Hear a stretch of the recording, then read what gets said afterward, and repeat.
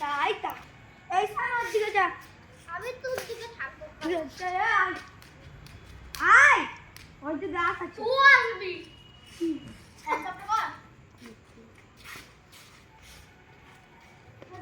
কিছু কবাডি বলে